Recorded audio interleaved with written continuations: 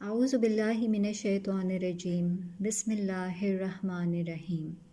سورہ المومنون تفہیم القرآن سے پہلی ہی آیت قد افلح المومنون سے ماخوذ ہے۔ زمانہ نزول، انداز بیان اور مضامین دونوں سے یہی معلوم ہوتا ہے کہ سورت کا زمانہ نزول مکے کے دور متوسط سے ہے۔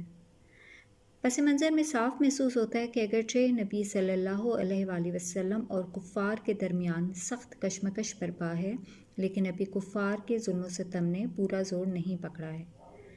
یہ مکے کے اس قحط کی شدت کے زمانے میں نازل ہوئی ہے جو معتبر روایات کی روح سے اسی دور متوسط میں برپا ہوا تھا۔ حضرت عروہ بن زبیر رضی اللہ تعالیٰ عنہ کی ایک روایت سے معلوم ہوتا ہے کہ اس وقت حضرت عمر رضی اللہ تعالیٰ عنہ ایمان لا چکے تھے۔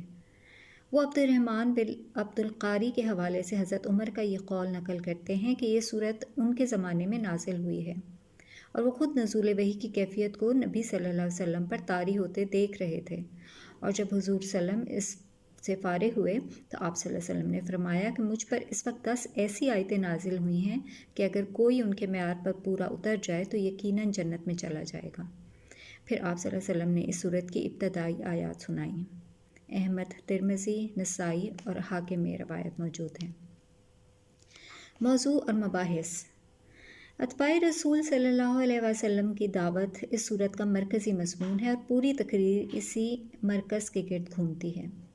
آغاز کلام اس طرح ہوتا ہے کہ جن لوگوں نے اس پیغمبر کی بات مان لی ہے ان کے اندر یہ اوصاف پیدا ہو رہے ہیں، اور یقیناً ایسے ہی لوگ دنیا و آخرت کی فلاح کے مستحق ہیں۔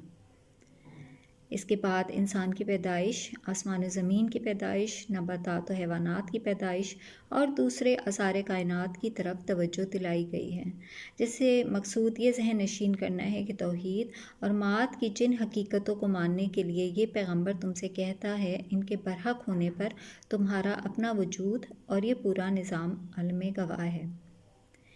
پھر انبیاء علیہ السلام اور ان کی امتوں کے قصے شروع کیے گئے ہیں جو بظاہر تو قصے ہی نظر آتے ہیں، لیکن دراصل اس پیرائے میں چند ایک باتیں سمجھائی گئی ہیں۔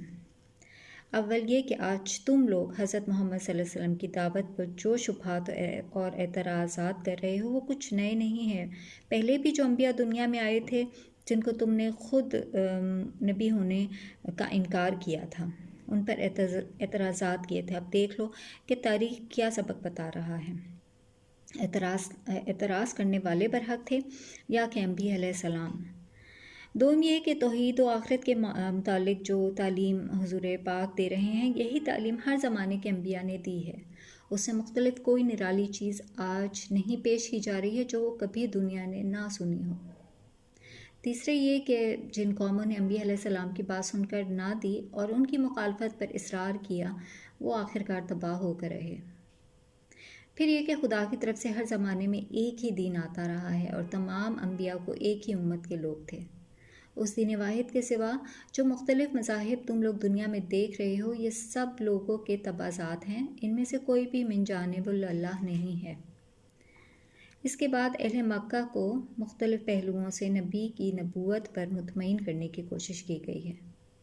پھر ان کو بتایا گیا ہے کہ یہ کہ جو تم پر نازل ہوا ہے یہ ایک تنبیہ ہے، بہتر ہے کہ اس کو دیکھ کر سنبھلو اور راہ امت پر آ جاؤ، ورنہ اس کے بعد سخت در سزا آئے گی جس پر تم چیخ اٹھو گے۔ پھر ان لوگوں کو اثر نو ان آثار کی طرف توجہ دلائی جا رہی ہے جو کائنات میں اور خود ان کے اپنے وجود میں موجود ہیں۔ مدعا یہ ہے کہ آنکھیں کھول کر دیکھو، جس توحید اور جس حیات بعد الموت کی حقیقت سے یہ پیغمبر تم کو آگاہ کر رہا ہے، کیا ہر طرف اس کی شہادت دینے والے آثار پھیلے نہیں ہوئے؟